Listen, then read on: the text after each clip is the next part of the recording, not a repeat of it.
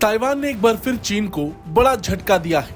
Taiwan की सत्तारूढ़ democratic progressive party के नेता लाई चिंगते ने चीन के सपनों को चकनाचूर कर दिया है।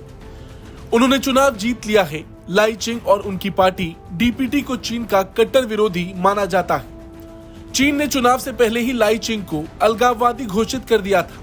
चीन ने ताइवान की जनता से दो टूक कहा था कि अगर वो सैन्य संघर्ष की स्थिति से बचना चाहते हैं तो उन्हें सही विकल्प चुनना होगा। लाई चिंग ने विपक्षी कुओमिंतांग पार्टी के उम्मीदवार हो यूई को हराया है।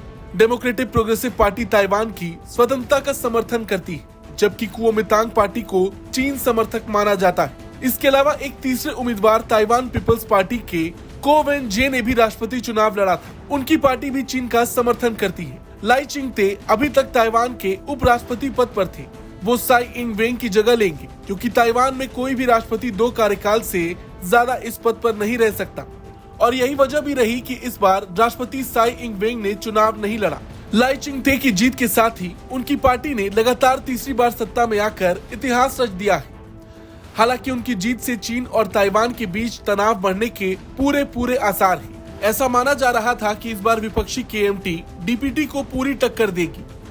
केएमटी को चीन का समर्थक माना जाता है।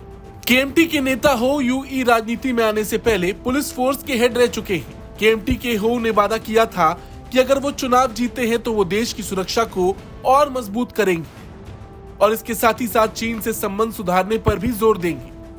वहीं ताइवान पीपल्स पार्टी के वेन जे भी चुनावी मैदान में थे। उन्होंने 2019 में ताइवान पीपल्स पार्टी बनाई थी। उन्होंने चुनाव के दौरान खुद को ऐसे उम्मीदवार के तौर पर पेश किया था जो चीन और अमेरिका दोनों के साथ संबंध बनाने का हिमायती है।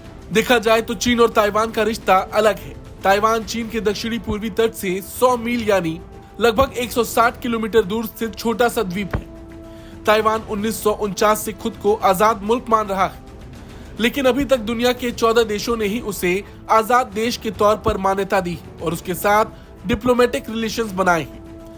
चीन ताइवान को अपना प्रांत मानता है और उसका मानना है कि एक दिन ताइवान उसका हिस्सा बन जाएगा।